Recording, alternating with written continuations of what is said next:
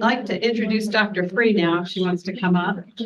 Dr. Free is an assistant professor of medicine at UNC, where her research studies the role of CD4 plus T cells in two different glomerular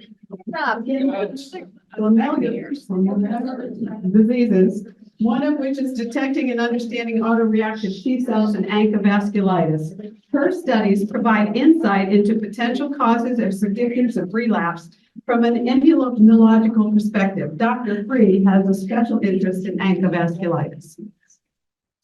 Oh, Victoria, didn't see you there.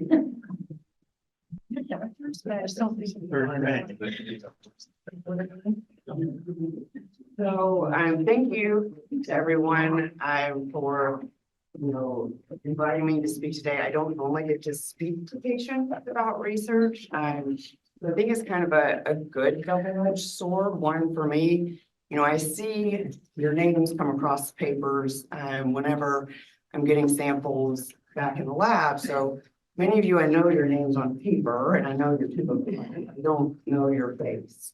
And so I think it's also good for us to kind of give back to you all as well, so that you know what your donations of samples, that time and effort is meaningful to the research and where our research is going short-term and long-term. So I'd like to share some of these exciting new ideas and findings that we've had over the past several years. So in terms of, there's kind of four broad topics that I want to cover today. And one is to really kind of set a foundation for everyone about the immune system as a whole and the immune system in vasculitis. The immune system has a ton of different components, and it can be a little daunting to people to take on all the different players. And I want to make sure we're all on the same page going forward. And then you heard Dr. Darrell talk about this LTROT phenomenon, these long-term remission off therapy patients, and they're really providing a new window of opportunity in the research. We're studying them as a completely separate set of patients, and fundamentally on a cellular and genetic level, they are very different than patients who are in remission on therapy and active patients. So they're a wonderful opportunity to really get at what are some therapies that can drive patients into the ultimate goal of LTROT. You may have heard a lot about the CAR T cell build in oncology, and it's being dabbled with in autoimmunity as well. And I think it's important to talk about what they are, who's using them, and then the pros and cons of CAR T cells. And then lastly, what I'm most excited about are some upcoming endeavors we have with regulatory T cells in patients. So to start the first portion on just the immune system as a whole, whenever we take your blood for research samples, we kind of spin the blood really, really fast so that we can get the white blood cells out. And there's numerous different types of white blood cells that do very different functions. Many of you have probably heard of neutrophils. These are the cells that are targeted by the antibodies, the ANCAs, because they house the proteins that are targeted in ANCA vasculitis. The other cell type that I'm going to talk a lot about today are lymphocytes. So these are white blood cells that are part of what is called your adaptive immune system. They're a little slower to respond because they're very specific for what they respond to. And there's kind of two flavors of those. There's the B cells, which you've heard a little bit about. Those are the ones making the antibodies, both good and bad antibodies. And then there's also T cells, which we haven't heard very much about today, but I'll talk a lot about them. So when we really drill down on lymphocytes as a whole, there's multiple different characters in the field, and they have very specialized functions.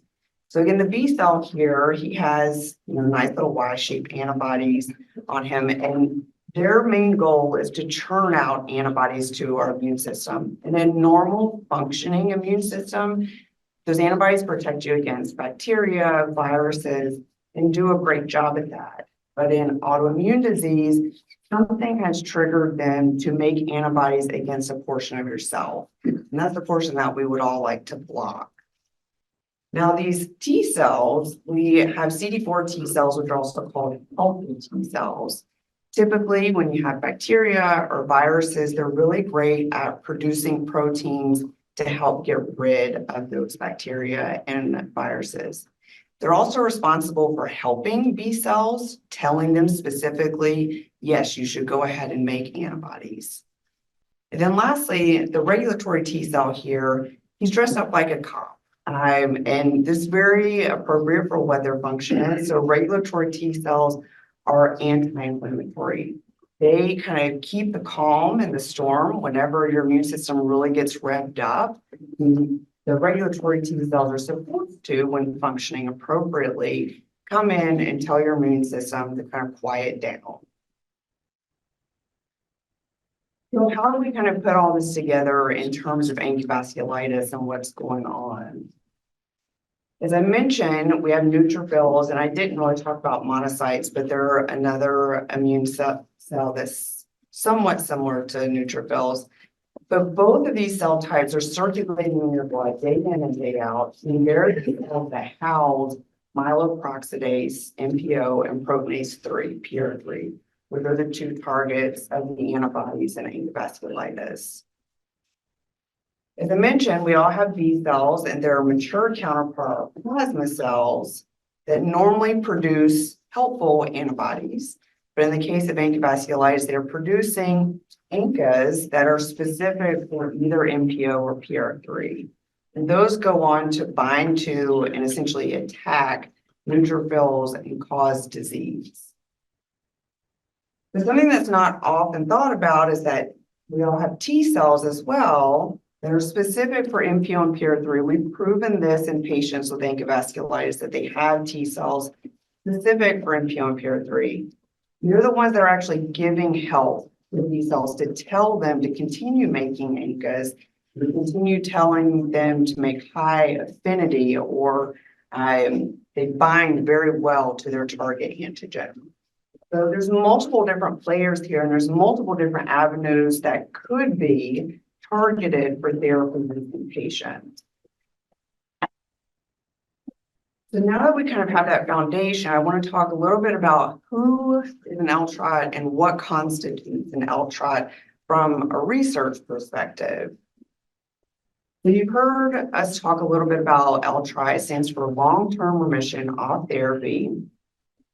And we know, as all of you know, immunosuppression definitely has side effects. The immunosuppression that is used now is really great at getting patients into remission. However, the approach is broad spectrum. Rituximab is going to target all of your B cells, the good and the bad. And so it does leave patients vulnerable to infections. So many patients want to know, can I wean off of immunosuppression, and when is a safe time to do that? And what we are starting to think about on the research side is that patients should really achieve immunological remission. You all are getting great at being able to feel that you're in remission. Your doctors are being able to see, that there's less symptoms. But what about on a microscopic level, on a genetic, on a cellular level? Are your immune cells acting differently than they did when you had active disease? And how can we measure that? So when I say immunological remission, what do I mean by that? And it could actually mean different things. It could mean, a set of ideas in one patient that's different from another patient. We need to study this going further to better understand it. It could mean that antibodies are no longer interacting with antigen. So maybe that MPO and PR3 is no longer being highly expressed in a patient. It could also mean that the autoantibodies, the ANCAs, are no longer being produced anymore. So your titer has gone, very low and undetectable. It could mean that there are key cells that used to be pro-inflammatory that have now become anti-inflammatory, or you have a higher repertoire of anti-inflammatory cells. And overall, what we would like to see is that there's this shift from pro-inflammatory cells to anti-inflammatory or more regulatory interactions with your immune cells. So what do we know so far at this point in time about LTROT? And there's two main things I'm going to touch on. One is that we know that there are fundamental changes in the regulatory T cell population in patients who are in LTROT at the time of their sample. I'm going to talk about this in the last section.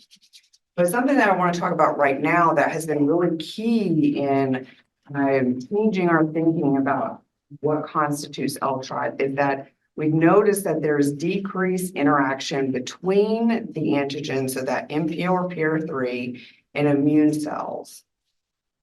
So typically what happens in our immune system is we have what are called antigen presenting cells. In this case, it shows a nice little dendritic cell.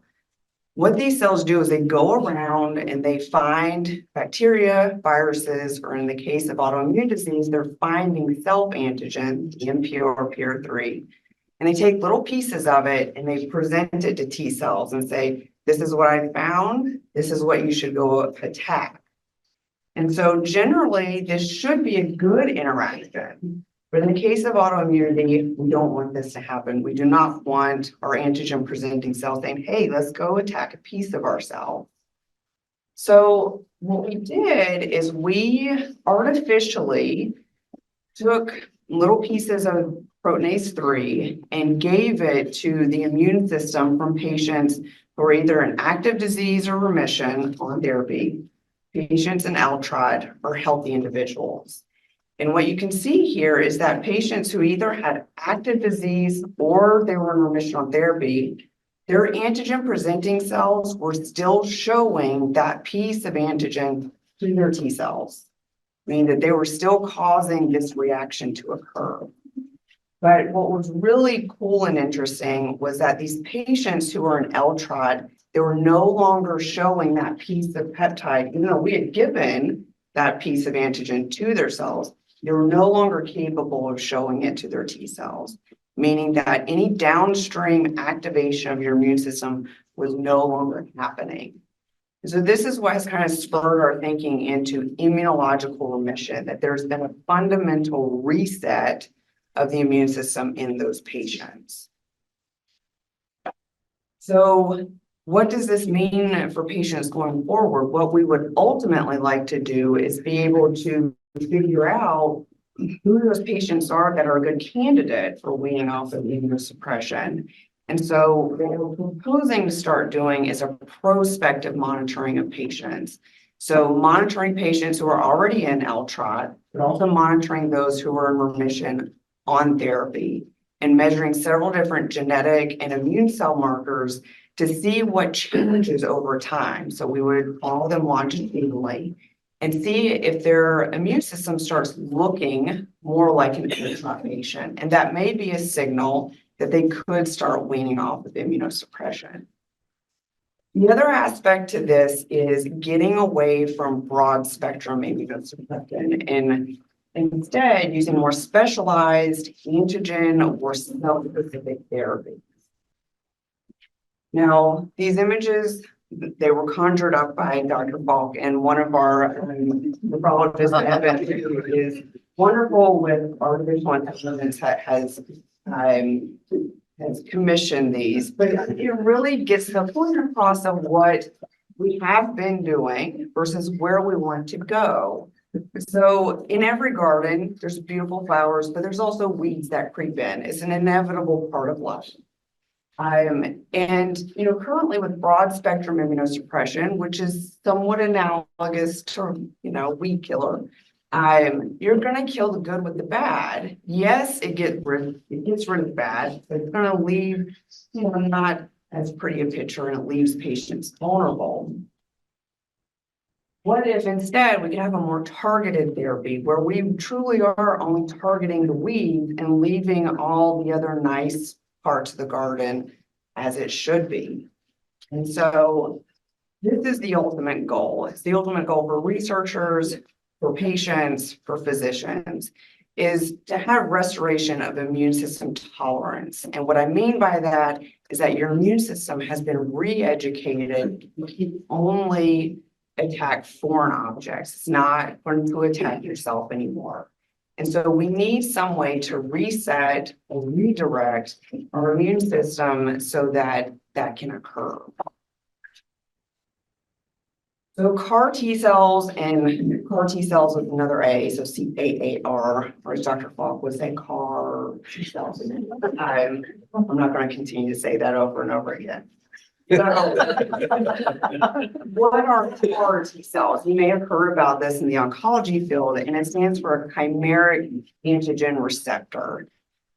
This has been frequently used against B-cell lymphomas in the cancer field. And since 2017, there's been 6 CAR T-cell products that have been FDA approved.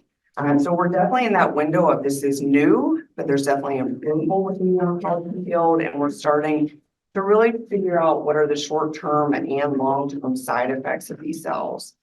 But what happens is patients, they get hooked up, their T cells are removed, they're taken to the lab, and their T cells are genetically manipulated so that they will start expressing a CAR, this chimeric antigen receptor, which is programmed against a very specific protein.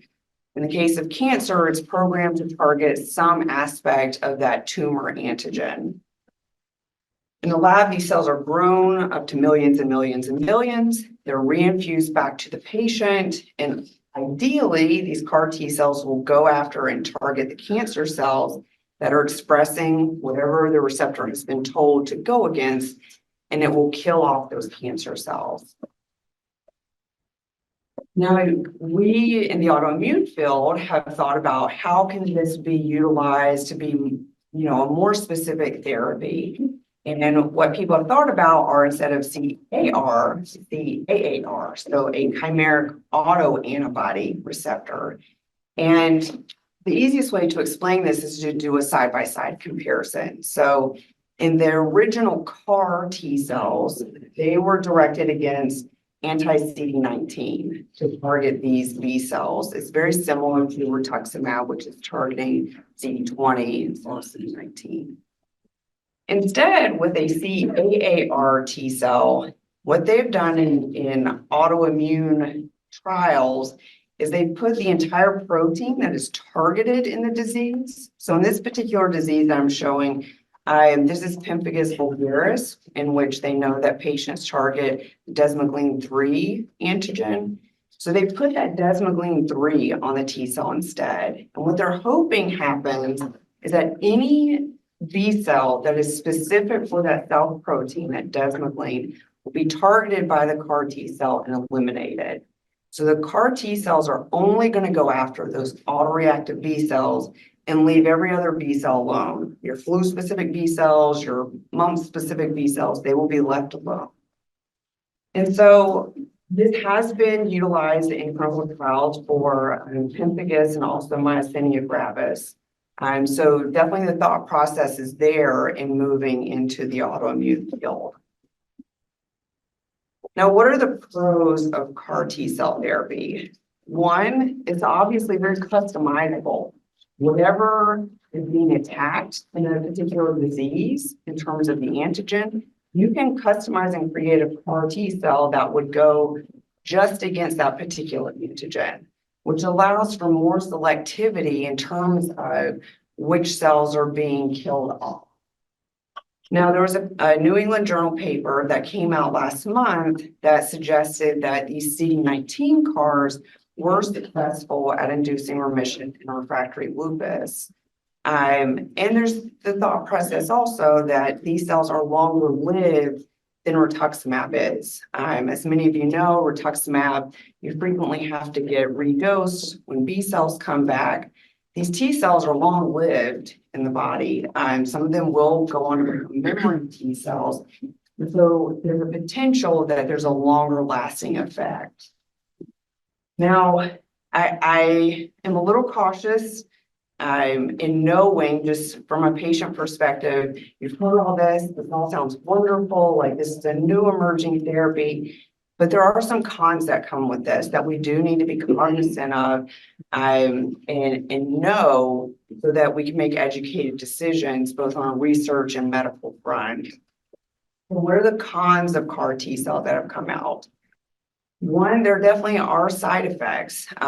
This happens very frequently in the oncology field, but they have noted it in clinical trials with autoimmune diseases, is that cytokine storm does frequently occur. Even in this New England Journal paper with lupus, more than half of the patients did end up with cytokine storm after their dose of CAR T cells. To me, as a researcher, what is more concerning is that, as I mentioned, most of these CAR T cell therapies have been FDA approved since about 2017. So we're finally in that window where we're going to start seeing long-term side effects. There was a New England Journal paper that just came out last month as well, that there are secondary cancers being reported in these patients who have been treated for B-cell lymphomas are now developing T-cell lymphomas. It's a small percentage, but it is happening. To me, what is the most concerning is that the ones that they have actually taken out of a patient and sequenced, those T-cell lymphomas do contain the CAR genes, meaning that what has turned oncogenic or has turned into the cancer is actually the CAR T cells that were initially placed in the patient. So there are some additional safety mechanisms and that should definitely be assessed in this field. I think there's still a lot of promise with CAR T cells in terms of specificity and what it can offer, but there's definitely a little pumping of the brakes right now to figure out what is the safest approach of these cells. So the last section I'm going to talk about are regulatory T cells. And I personally am very invested in regulatory T cells and have a lot of enthusiasm for where we're going with this project. So as I mentioned, regulatory T cells are kind of the stopgap mechanism in your immune system. And they can affect not just T cells, but B cells as well. They're really great at dampening inflammation. And there's multiple different types of T cells. We're not going to get into the nitty-gritty of all these different flavors of T cells. But again, I just want to reiterate that Tregs are the ones who help us not get carried away with our immune system. Regardless of who's doing the bad in our immune system, Tregs will always be there to help calm them down and kind of reset our immune system. So what do we know about Tregs in patients with ANCA vasculitis to date? One, we actually know that patients with vasculitis do have a sufficient number of Tregs. You know, they're not Treg deficient. They have them, they're circulating, they're there. However, their function is not appropriate. If you take Tregs out of a patient, put them in a dish and ask them to do their job, they fail miserably.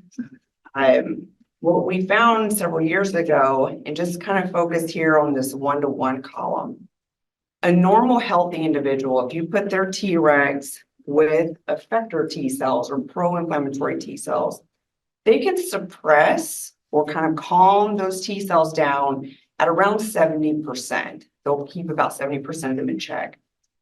Unfortunately, patients with vasculitis, we're looking at 20% or less. There were some patients who, when you use their Tregs, there was 0% suppression. They let their immune system run like wildfire. And so that's where the crux is. That's where we need to somehow figure out how do we reinstate the suppressive function of regulatory T cells in patients. What we know from a recent study is that Tregs are actually critical in our mouse model of anti-MPO vasculitis. So what we did is these are mice that over time develop anti-MPO titers and they develop kidney disease. And we asked the question, can we purify regulatory T cells from a healthy mouse and give them to these sick mice and ameliorate some amount of their disease? And so we gave mice either one dose of 1 million Tregs or one dose of 3 million Tregs. What we noted, so the blue line is 1 million Tregs, and the dark blue line is 3 million Tregs, is we could get respectively a 20% or greater than 50% reduction in titers just after that one dose of regulatory T cells, of functional regulatory T cells. But more importantly, when we looked at the kidneys, those mice that had gotten 3 million Tregs had no kidney disease. And so this is in contrast to the mice that aren't getting Tregs and they have presentic glomerulonephritis. So this really gives us hope that Tregs by themselves with no other cellular component can be a way to reduce titers and help preserve kidney function as it is. So how would we go about doing this? Type 1 diabetes has been looking at Treg therapies for a number of years. And what they do is they take regulatory T cells out of the patient, expand them in culture for about 2 weeks with kind of a cocktail of different reagents. Those then expanded Tregs are checked, make sure that they're still Tregs, they're still functioning as we think they should, and then they're given back to the patient and followed up. So there's a precedent here for Treg therapies. So can we try and do this with our ANCA vasculitis patients? So what we've been doing in the lab is taking Tregs from our patients and growing them up in the culture for about 2 weeks with a similar cocktail and seeing what happens to those Tregs at the end of the 2 weeks. And what our preliminary data has suggested is that the function of the Tregs has changed pre and post expansion. If you remember pre-expansion, most Tregs are only suppressing about 0 to 20% of the immune system. This is showing, so each line is an individual patient that we have gotten Tregs from and we have expanded for 2 weeks. And what you can see is that we're getting great expansion rates of Tregs from all patients. So we're not seeing a fundamental defect in the ability of these Tregs to expand. But the more important question is, how do they function? How are they suppressing? And so again, if you look just at this one-to-one column, we've now been able to bump patients from about 20% suppression to closer to 50% suppression. So is it a home run? No. Are they acting exactly like healthy controlled Tregs? No. But we've managed to get more than 50% restoration of function just after a simple 2-week culture of these cells. So what other clues are regulatory T cells telling us? Something that we noticed is during the Treg expansion, we also kind of profile the regulatory T cells to check their markers, make sure that they look like they're supposed to. And what we noticed is that there was a key difference in the regulatory T cells that came from those patients during LTROT compared to patients in remission therapy and during active disease. And what we noticed that difference in was in FOXP3. This is a particular protein that is exclusive to regulatory T cells, and it drives the anti-inflammatory program. So without FOXP3, you don't get Tregs, you don't get this anti-inflammatory phenotype.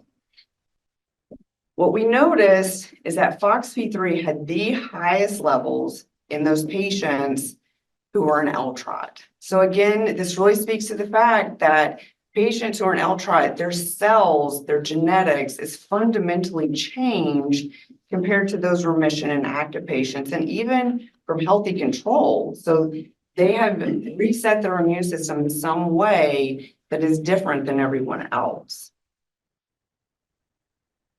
And the last little part that I want to touch about in terms of clues that Tregs might be telling us, this is a beautiful picture. It's very colorful. But what does it mean? So each one of those dots on there is a single cell. What we've done is taken Tregs from patients and we've isolated individual Tregs and sequenced the RNA. So RNA is basically a genetic picture of what's happening in that cell at that point in time. So we can kind of get a snapshot of what that cell's doing right then and there. And so each one of these dots is a single cell, and they're segregated based off of what their genetic snapshot looks like right then and there. And what we notice is that there's two clusters. So this cluster 1 here, and this cluster 7 here, that are fundamentally different in LTROT patients. So you can see here that this is cluster 1, is very highly expanded in patients with LTROT, while this cluster 7 is suppressed in patients during LTROT. And so what we're doing right now is figuring out what is the genetic profile of cluster 1. What makes those Tregs so special? How can we create them in the lab? And are those the Tregs that we need to either manufacture or give back to patients during remission to push them into an LTROT? So that's where we're currently at with those data. So just to summarize everything that we've talked about is, one, I really want you to understand is that the immune cells from patients during LTROT are fundamentally different. They're different from healthy controls. They're different from patients in remission and during activity. And so it really is providing us a window of knowledge and opportunity into how can we help patients achieve a sustainable remission from a cellular perspective. We talked about CAR T cells, the pros and cons there, and it'll be really interesting to watch where the field moves forward with CAR T cell therapy. And then lastly, we really have a big hope that regulatory T cells may be a viable approach to really restore the anti-inflammatory immune system in some patients. So with that, finish. I think we are all.